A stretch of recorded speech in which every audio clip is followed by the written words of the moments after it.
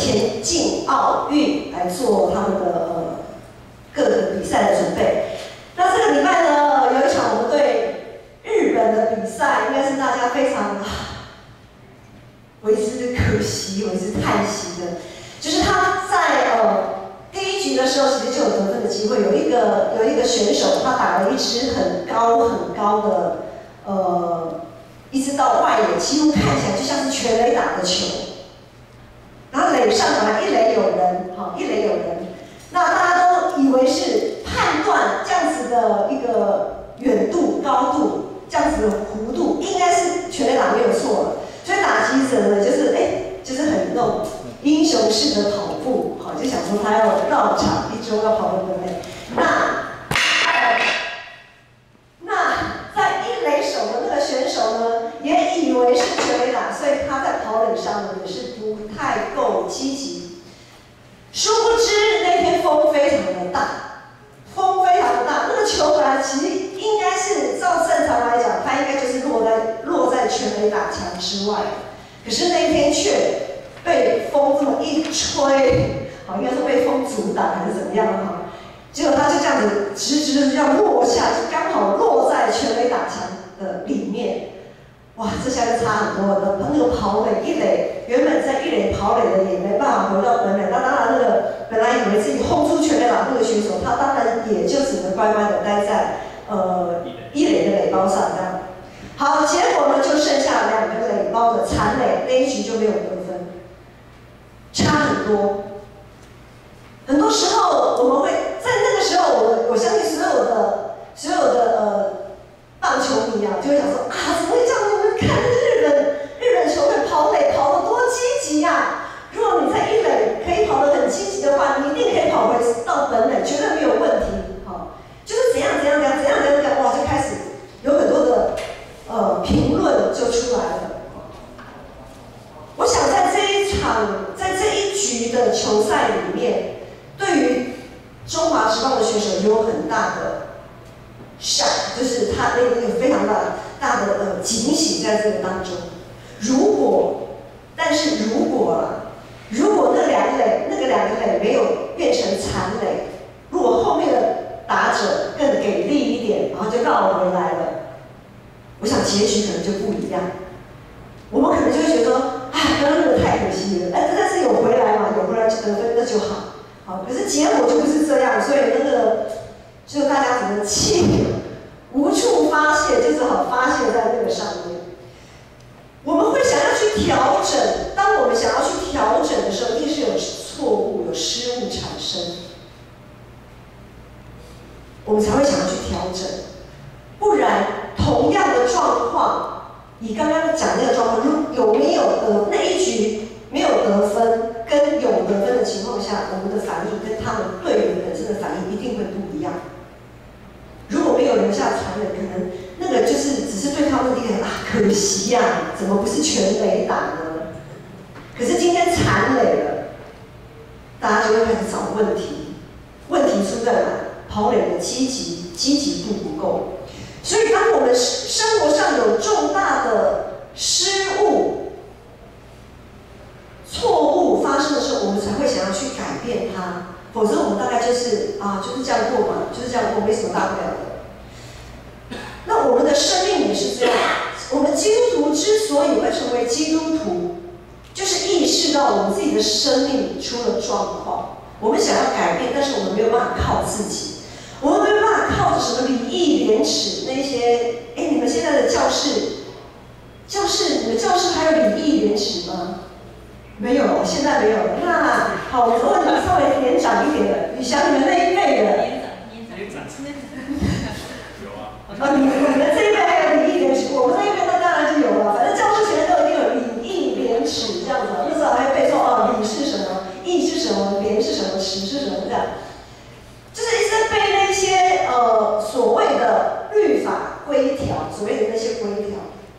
但是那些规条就好像我们现在。今天的经文，我们麻烦那个引号放在今天的经文那一边，在第14节后面说，我们不是在律法之下，而是在恩典之下。就是如果我们活在，因为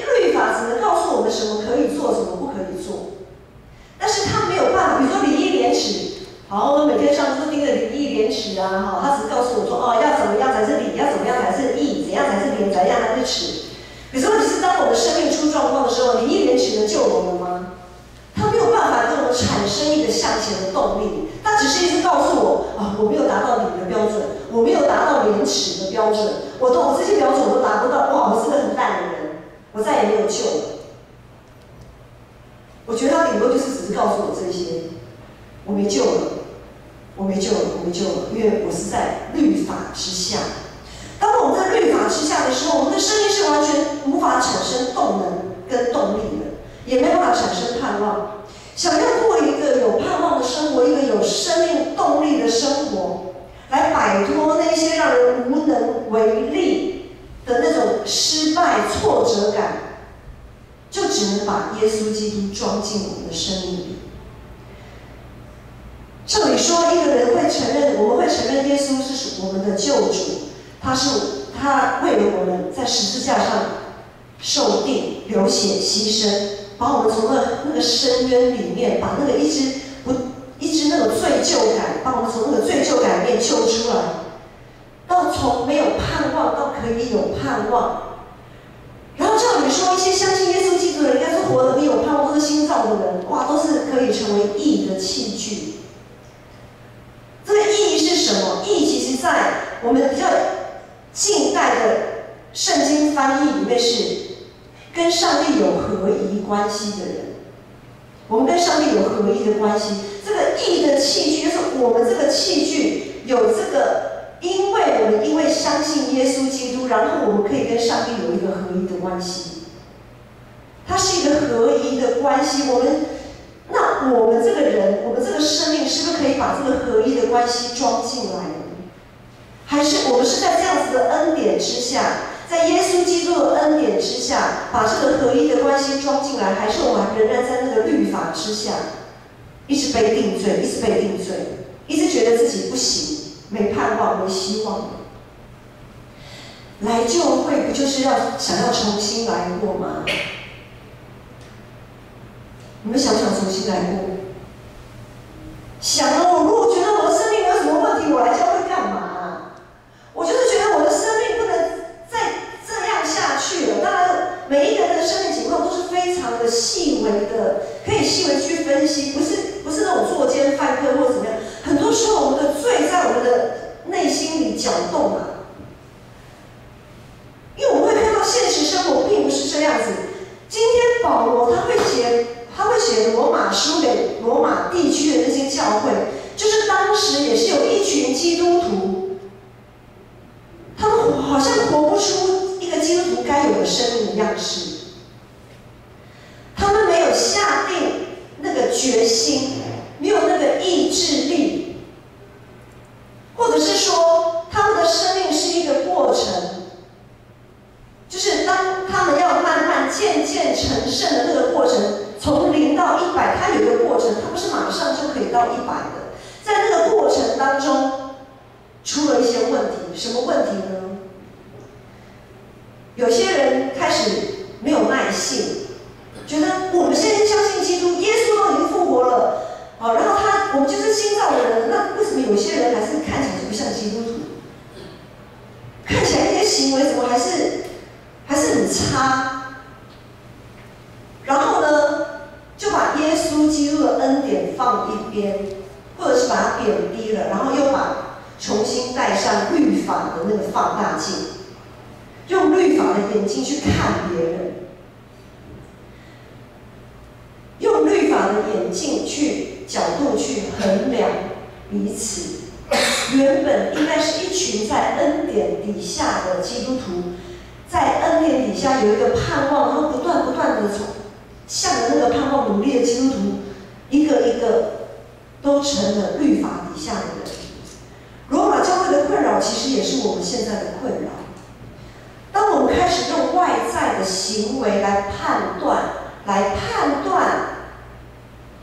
彼此是不是一位合格的基督徒的时候，我们不知不觉就陷入那个守律法的迷思里面。刚刚说过，律法绝对没办法成为我们的动力，只有耶稣基督救赎的恩典才能成为我们新生命的动力。这个道理其实大家都知道，可是做起来真的不简单。真的不容易。我举个例来说哈，我们在教会都会看到一些现象，比如说，教会要办一些什么活动的时候，你就会看到有些人就喜欢抢出头，有的人喜欢掌控大局，很有控制力，有的人又很坚持己见，完全不想采纳别人的意见，我说了才算，别人的意见都是很 low 的，没什么必要听。为什么他们不懂得尊主为大，不知道要看别人比自己强？为什么他们会失去了一个基督徒该有的谦卑？这些都是圣经教我们的啊。然后我们还会看到一些现象是什么？有的人很善于推卸责任，能推就推，能闪就闪，总是说不够，我的时间不够，我的能力不够，我的体力也不够，各种的不够，完全可以忽视圣灵的感动。就像约拿，想要逃得远远的，想要能闪就闪，能躲就躲。那有的人呢，我们会看到有些人喜欢说长道短，把别人的分享拿出来当茶余饭后配咖啡、配饮料的话题。那有些人就自以为有理，喜欢说教的时候没有爱心。可是上帝要我们用爱心说诚实话。当我们不是去真的是在乎那个人，去爱那个人，想要救他的时候，拜托你不要跟他说教，因为你没有爱心。我们要用爱心说诚实话，是为了要用温柔挽回那个人，不是一直说就去定他的罪啊！你不可以这样，你不可以这样，你要怎样怎样。我们又变成在律法底下。然后，当我们肢体之间有一些冲突、有一些摩擦的时候，很多时候我们不但不能成为和平之子，我们还会落井下石、火上加油。一群受洗归入耶稣基督的死，成为新造的人的基督徒，为何没有办法摆脱这些常态？为何无法摆脱这些习性？人在律法和论断当中打转呢？为何教会的问题总是一波未平一波又起？是耶稣的恩典不够吗？还是上帝的信实落空了？还是圣灵根本没有能力来改变我们？当我们一直用律法的眼光去看待彼此的时候，我们就要小心，我们真的是在律法底下，不是在恩典底下。保罗说，在今天的12节、13节，他说：“不要容罪在你们必死的身上做主，使你们顺从身子的私欲。也不要将你们的肢体献给罪，做不义的器具，倒要像从死里复活的人，将自己献上，并将肢体做义的器具献给上帝。”还记得该隐跟亚伯的故事吗？好，创世纪，该隐、亚伯，这个该隐这个哥哥，对于上帝，他觉得上帝特别偏爱亚伯，他非常的嫉妒。他嫉妒到想要把亚伯给杀死。当他这样子嫉妒的心一只一只高涨的时候，上帝提醒他说：“这个罪已经伏在你的面前，他想要控制你，但是你要反过头来制服他。”什么样的罪？该隐认为他把自己看成跟上帝一样的高，一样的地位。他可以否定上帝的安排，他可以否定上帝的选择，他可以否定上帝的心意，他把自己看得这么大，所以这就是罪。对该隐来说，这个罪就是把自己拉高到甚至跟上帝一样，甚至他可以高过上帝，他可以否决上帝的一切的选择。当这个罪悄悄地爬上该隐的心头的时候，上帝给该隐一个选择的机会。你要选择什么？你要选择被罪制服，还是你要选择你要去制服这个罪？这个时候是该隐要好好面对上帝的时候，也是他要好好面对自己内心的时候。即使我们受洗成为基督徒，过往的习性啊，那些罪性，那些我们在世上每天不管在工作上、在学校、在家里各个场合，我们有一些价值观，有一些习惯会不断跑出来跟我们招手。来，看看我这边，好，你要知道你是最好的，你的决定才是对的。不要管那个某某人啊，某某人根本不值得一提，你是最大的。上帝，你也不用管他，反正上帝也看不见。这种一直膨胀自己，或者是贬低自己，那你就是没有用的啦。什么标准你都达不到。老师出的功课，你没有一样 OK 的，没用的啦。任何把自己高过上帝，或者是把自己贬低到你根本就好像完全没有上帝在你里面的那样子的一个想法，会常常跑出来。我们呢，就必须要把那些想法牢牢的钉在十字架上，跟着耶稣一起钉在十字架上。有人想象把自己的手伸出来，然后拿钉子钉下去吗？我不太敢想象，因为蛮可怕的，蛮残忍的，蛮痛的。不要说钉下去我觉得用钉子去戳，像昨天黄信的手被玻璃割到，我觉得光是被玻璃不小心割到都很痛了，更何况如果我们还要刻意的去怎么样的时候，如果我们要把这个罪定的动弹不得，需要很大的意志力需要很大的意志力。可是很多时候我们都软弱，我们到最关键的时刻我们都放弃了，就像该隐，他放弃了，他觉得他有什么错，他合理化自己的行为，我们也常常合理化自己的行为。于是我们常常会离开上帝，然后呢，回过头来就开始想，我好像不应该做那样的选择，我好像不应该那样想，然后一些罪疚感就开始跑出来。然后我们又开始沉沦在那个被罪疚感定罪的那个氛围当中。保罗说：“患难生忍耐，忍耐生老练，老练生盼望，盼望必不至于落空。”当我们在恩典跟律法中间纠结挣扎的时候，非常的痛苦。有的时候我们要知道，你不去定人的罪，不去批评人，有时候还蛮不容易的因为我们眼睛都是向外看的，看的都是别人，只有照镜子的时候才会看到自己，这边有一粒米没有拿掉这样子。当我们在恩典，耶稣基督的恩典跟上帝的，跟那些律法不合上帝心意的那个定罪，给人定罪律法中间焦灼在那个时候，我们要定睛在十字架上的耶稣。在那个痛苦，你很想像该隐一样爆发出来的时候，我们在那个时候要看着耶稣，耶稣怎么样为我们受死流血，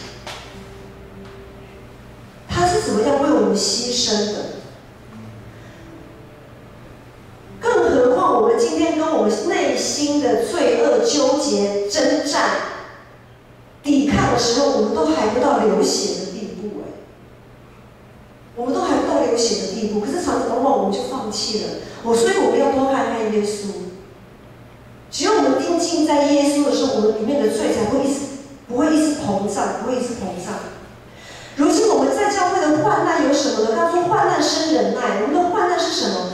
患难就是刚才提到的那些事情，我们的肢体很容易互相的摩擦，有一点点什么就会让我们看不顺眼。我们彼此之间容易不谅解，我们容易去批评论断，按着行为去论断一些事情。这些点点滴滴引诱我们犯罪，引诱我们当审判官，引诱我们去嫉妒，引诱我们发怒。所以当我们看见这样的情况的时候，我们就要小心。上帝会透过圣灵提醒我们，就像他提醒该隐一样。这个时候，罪已经伏在你的面前，他想要控制你，但是你却要制服他。这个时候我们有个选择啊，要选择降服在石架上的耶稣，还是选择我自己？我要自己做主，我这个器皿我要装的是我自己，而不是耶稣基督。很难。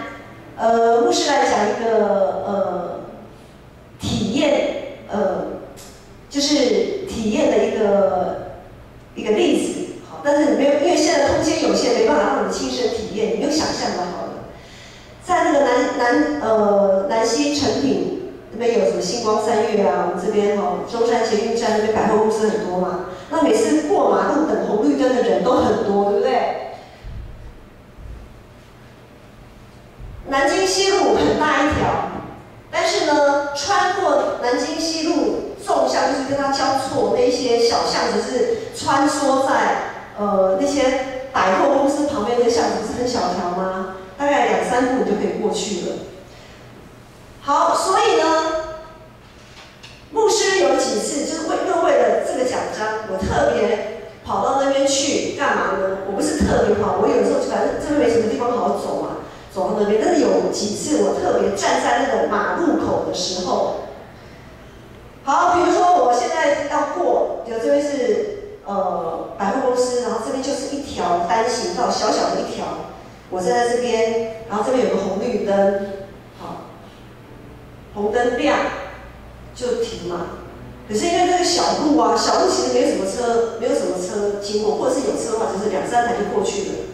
好，2、3台的车过去之后，还有60秒，大概还有60秒钟左右的红灯。大部分的人大部分的行人就是跨过去就直接过马路，管他什么红灯，红灯只是参考用的。好，然后只要有一个人过去，哇，一窝蜂就跟着唰就过去了。然后呢，如果是你你会跟着过去的，请举手。我都是先。好，诚实一点啦。你会就是你不要去理会那个红灯的，请举手。对，很短。好，什么方向？我也很不想理会那个红灯，我真的很想，就是为了这边讲到，我想要试试看那个引诱吸引力有多大。我就在那边，全部的人都过去，我还是在那边，我要感受一下这种感觉。然后我就觉得说，开始先想说，大家就觉得这个人在干啥？过去了，你还在那等红灯，你有没有呆了这样子？然后就觉得自己很糗，就是那边等，全部人都已经过去也过来了，我还在那边，还在那边想在干嘛这样？这个引诱真的很大当一群人都这样做的时候，你会觉得过去是理所当然的，对吧？我们都会为自己，有一些时候我们会为自己的行为合理化。好，比如说，现在3C 产品非常的夯，对不对？不管是网络不管是电脑还是手机iPad 各种，大家都在用。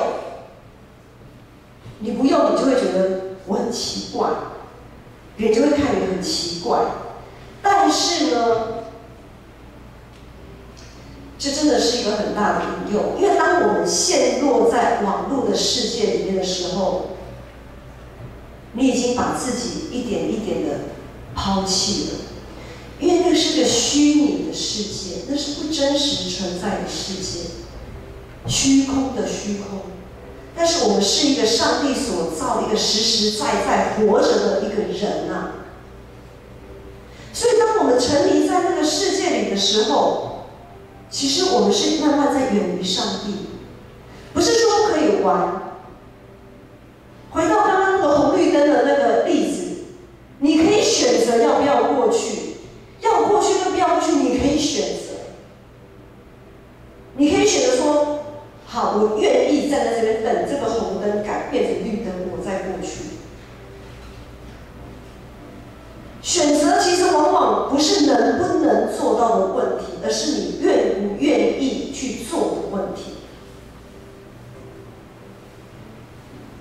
意我也可以不过啊，只是我愿不愿意过去。玩网络游戏也是一样啊，可能你们愿意，但是呢，因为这么多人都在玩，都在揪，不玩啊，他都会玩呢。只爱玩一下啊，我们就是几个人就缺你一个啊，你不玩我们就玩不起来啊，这种游戏我们就玩不起来啦。我只能讲自己的小孩啊。然后大家都有手机，怎么没手机啊？你妈要一个手机，拜托你训哎！大家都在赖来赖去，在这种群组大家都在赖来去啊，你就被排挤。很多时候那个引诱很大，真的。所以现在的年轻人，不管是青少期还在学校的，或者是社会工作者，其实很多时候我会知道，在工作的人也会沉迷在网络里面，他们想要摆脱一些现实东西，不想去面对。可是今天我们来教会，刚才回到一开始说的，我们今天来教会是为的是什么？我们今天有这个信仰，为的是什么？为的是我不想再被那些虚无的东西控制。我不想再被这些虚无的东西控制，那我们能怎么办？当我们看到有些人被这些东西控制的时候，我们不是去控诉他们说：“哦，你又来了，你看吧，我就知道，你就是没办法了啦。你就是被这些网络吃得死死的，被它啃食，那个生命被啃食，你就这样甘愿好了，算了，没救了。”律法底下就是这样子。可是恩典不是这样子，耶稣的恩典是什么？耶稣的恩典是你不管是怎么样的人，我都接纳你，我都帮助你，我都可以给你一个盼望。我们每一个人都有一些或多或少都有一些罪，都有一些自以为意，自己以为我可以胜过，但是你为什么不能胜过那样子的一个评断？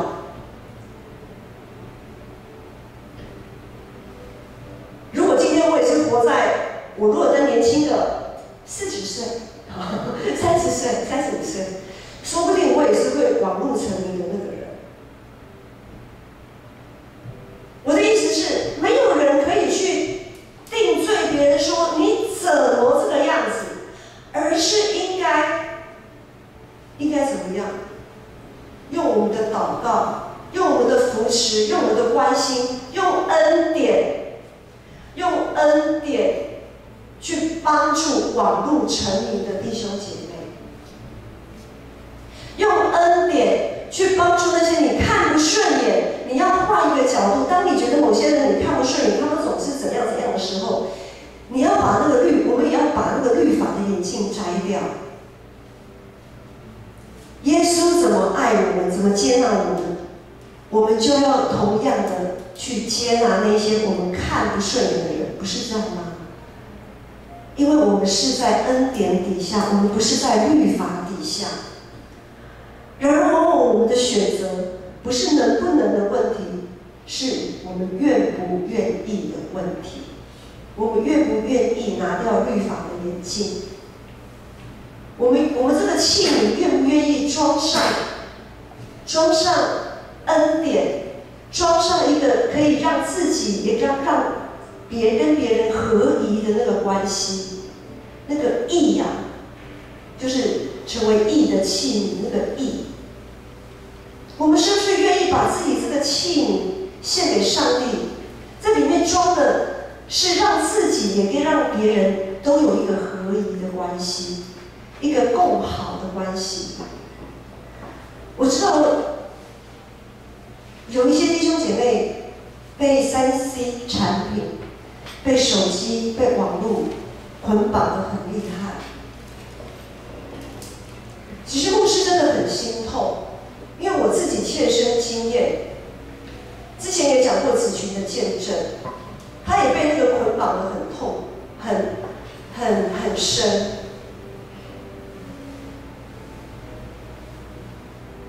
经过一番挣扎之后，我跟一节牧师决定不再指责他，我们就是每天跪着流泪为他祷告。我相信他不是不愿意，他愿意，只是在那个过程当中，就像我刚刚讲的，这么多人都过马路了，你不想过马路吗？你不想过马路吗？或者还有更，就是很多时候他们软弱的时候，我们怎么扶持让他们更刚强，可以刚强，可以依然有这样子的关系？要知道，很多在那个时候，子群只有妈妈可以为他妈妈祷告，为他祷告。可是孩子们，牧师要跟你们讲，你们有整个教会的肢体为你们祷告，不要放弃，不要放弃自己，要相信自己可以。即便很多时候我们会觉得很挫折、很挫败，好像怎么爬都爬不起来。不管我们现在被什么样子的罪捆绑，不管我们现在被怎么样的一个价值观约束，我们好像一直没办法一直在死胡同里打转。不要忘记，我们彼此是互相扶持的肢体，没有人会看不起你，也没有人应该看不起你。我们是在恩典底下，我们不是在律法底下。我们这个器皿要装什么？我们这个器皿是要装律法，还是装恩典？当我们有了恩典之后，我们自然而然就会有符合那些律法的行为，甚至于可以更好，因为可以更有盼望。我们才是自己的主人啊！我们才是自己的主人。我们要放什么在我们这个器皿里面？选择权一直都在我们身上。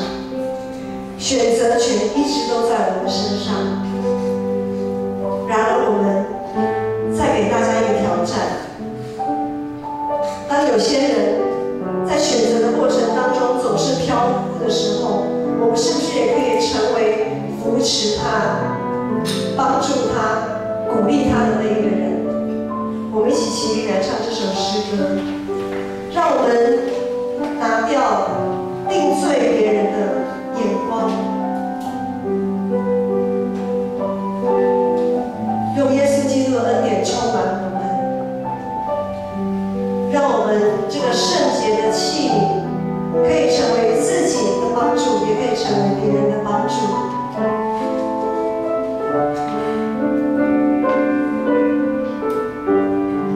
耶稣，耶稣，我敬拜。